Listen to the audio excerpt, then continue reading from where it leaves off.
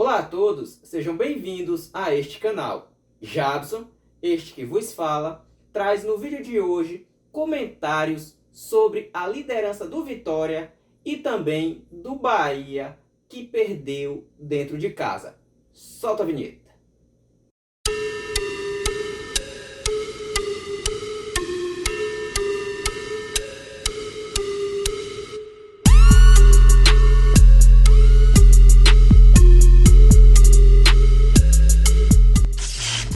Fala pessoal, vou abrir este vídeo comentando da liderança do Nego, que está impecável.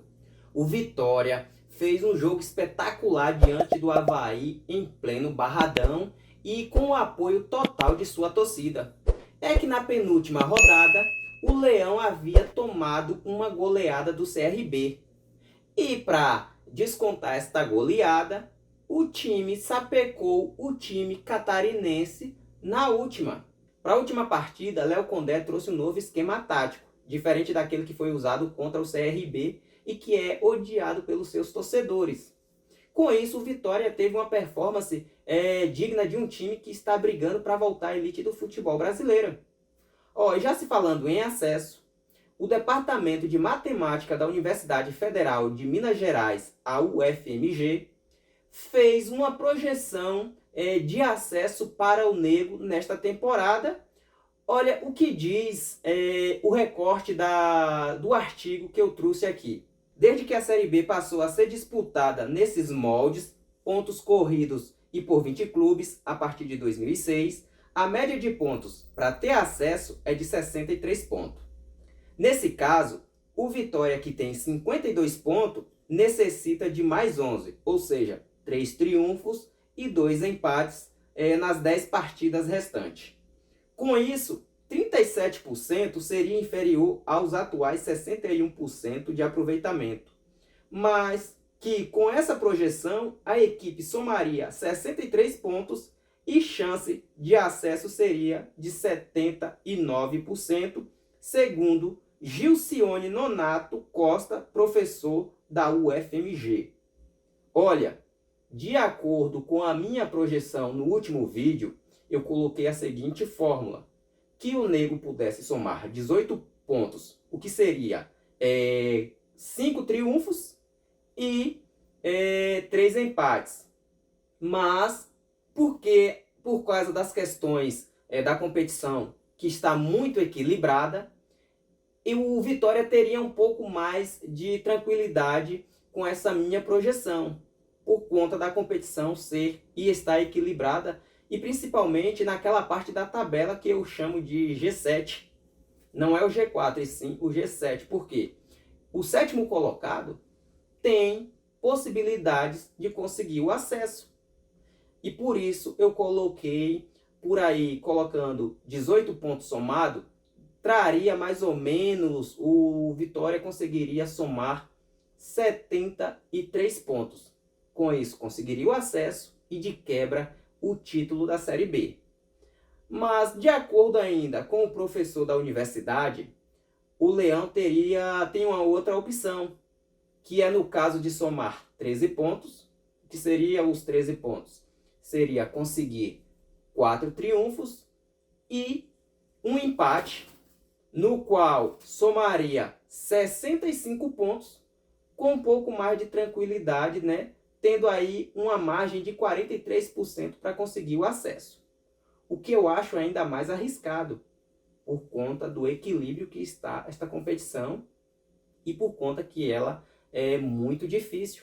Só para fazer um parâmetro com a de 2022, onde o quarto colocado conseguiu 62 pontos. Com essa probabilidade aí da primeira opção colocada pelo professor, o Vitória somaria 63 pontos, o que não atingiria a primeira posição da competição. Ficaria entre o terceiro e quarto lugar, com risco do quinto ou sexto e sétimo poder ultrapassar. Com a projeção dele de 65, não corre tão risco, mas também não conseguiria o título da Série B. Na minha projeção, aí sim, já conseguiria. Não que eu seja o matemático, o especialista na matemática, na porcentagem. mas porque traria um pouco mais de confiança e de relaxamento para o acesso de 2024.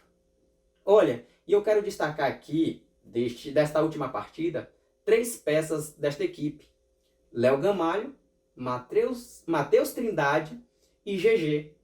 Léo Gamalho por causa do esquema tático, que o propiciou, que deu mais aderência. No entanto, ele foi o autor de 2 dos 3 gols do Leão na última partida. GG eu vou dar o destaque para ele porque entrou ali já no segundo tempo, no finalzinho, e fez aquele golaço de fora da área. Já com relação a Matheus Trindade, tem 5 jogos como titular e titularíssimo, porque não saiu mais da equipe. O homem virou um pitbull neste meio de campo da equipe. Com relação a ele, o SofaScore, como vocês vão ver aqui do lado no card, trouxe dados do homem de referências da nota dele, tanto do jogo todo, como em critérios de passes certos da partida, que o cara tem 12,4, um aproveitamento de 69%, passes no próprio campo, que é de 5,7, uma média de 75%, passes certos no terço final, que é de 6,7, uma média de 63%, entre outros quesitos. Enfim, a matemática está aí provando o quanto de chance o Vitória tem para conseguir o acesso. E outra coisa, desses 11 pontos apontados pelo professor da faculdade, os 3 triunfos têm que ser no Barradão, que é o lugar de melhor aproveitamento da equipe leonina. Os outros 2 empates apontados por ele pode ser fora de casa, porque dentro de casa o Vitória vem furando os adversários, vem fazendo bonito, está tendo uma performance magistral. Por isso que na maioria da competição até agora não saiu, se manteve sempre no G4, não saiu nem até o 5º lugar, sempre se manteve no G4. Bom, saindo dos bastidores leonino, vou comentar sobre os bastidores do Bahia, que após triunfar na estreia de Rogério Ceni contra o Coritiba, tomou a virada contra um time que está na zona de rebaixamento e brigando para sair dela. Olha, os torcedores estavam na maior empolgação, acreditando que o Bahia iria vencer o Santos na Arena Fonte Nova. Até porque era uma briga por 6 pontos. Uma, porque o Bahia precisava se afastar ainda mais da zona de rebaixamento. E a equipe santista para sair dela. No entanto, o que aconteceu foi que a equipe paulista venceu o Bahia dentro de casa e de virada. Rogério Ceni, na última segunda-feira, manteve o esquema tático que levou a Curitiba, onde enfrentou o Coxa. As únicas mudanças na equipe foi a entrada de Acevedo no lugar de Rezende suspenso e Raul Gustavo, que deu lugar a Vitor Hugo. Mas a equipe tricolor não soube aproveitar o momento santista, que também o Bahia não vem numa boa situação. Mas a equipe paulista está na zona de rebaixamento. Mas quando a bola rolou, a coisa mudou de figura. Os seus torcedores ficaram abismados com a situação que estava havendo do time. Com 20 segundos de jogo, Marcos Leonardo acertou a trave de Marcos Felipe. A sorte que o lance estava em impedimento. Só que 2 minutos depois, Jean Lucas, num contra-ataque, saiu cara a cara com o goleiro e o mesmo fez uma grande defesa. Isso aí ficou até mais ou menos os 17 minutos da primeira etapa. O Santos pressionando a equipe do Bahia no seu campo.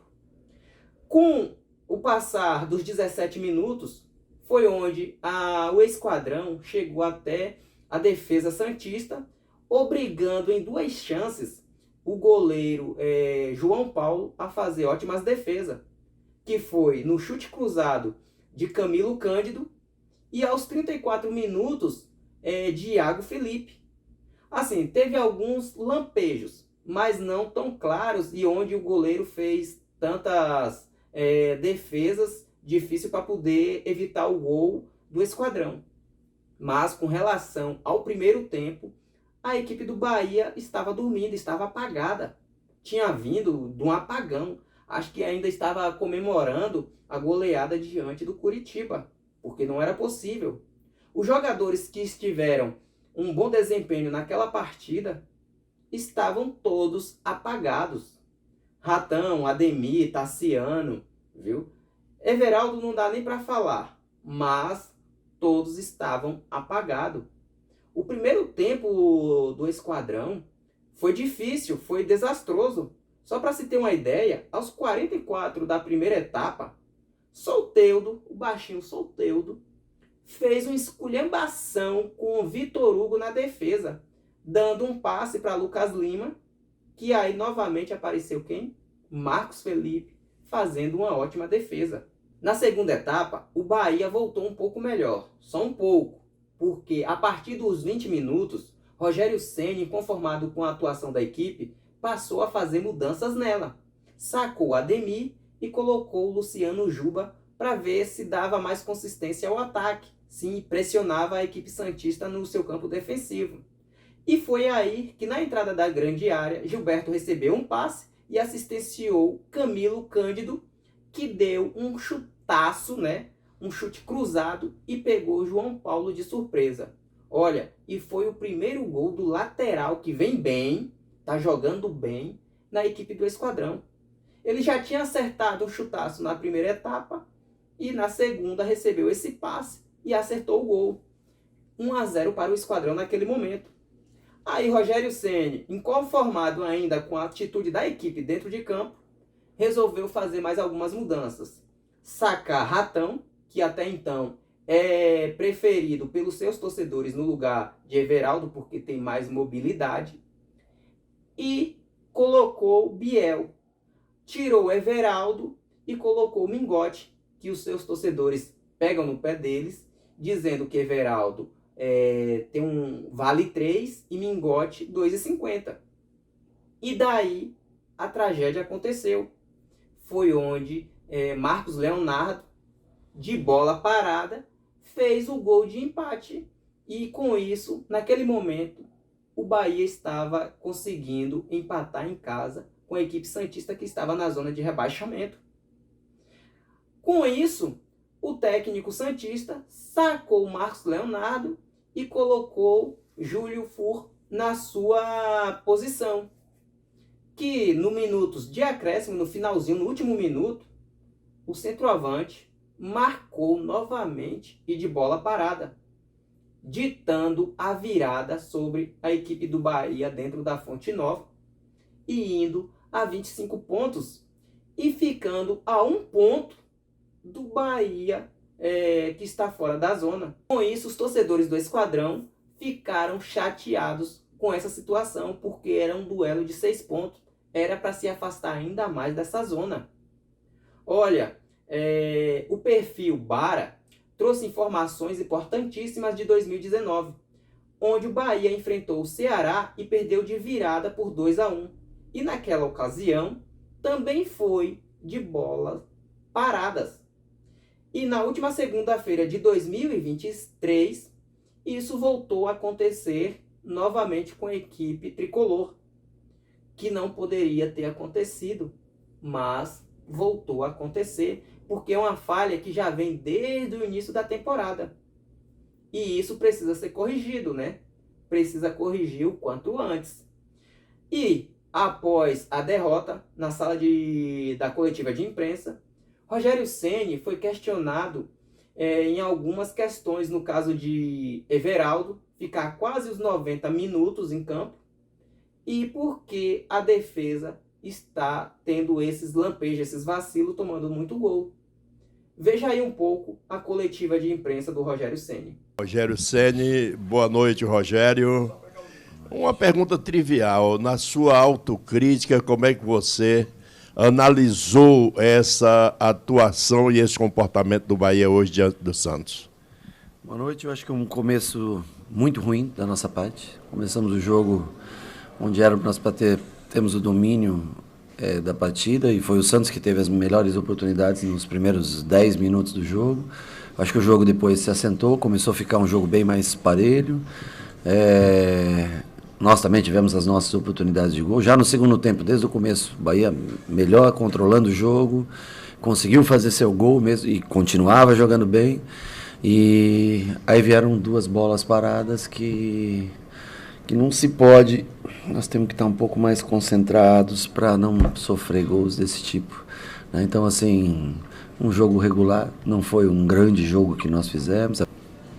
Bem, Ceni, eu queria saber de você, o que é que levou você a deixar o Everaldo praticamente durante todo o jogo, já que o torcedor do Bahia percebe que o Everaldo não vive um bom momento, né? Lá no Curitiba ele jogou e hoje novamente a torcida acabou vaiando a saída do jogador.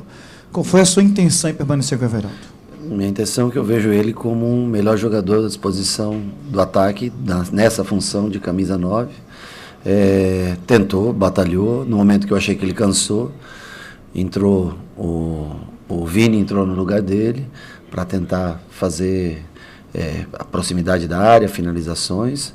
Desculpa, eu dentro do elenco que foi montado aqui, acho ele um jogador interessante, acho ele um jogador importante, por isso foi escolhido para jogar em Curitiba, apesar de não ter feito gol, mas participou de muita proteção de bola, ajudou de todas as maneiras possíveis.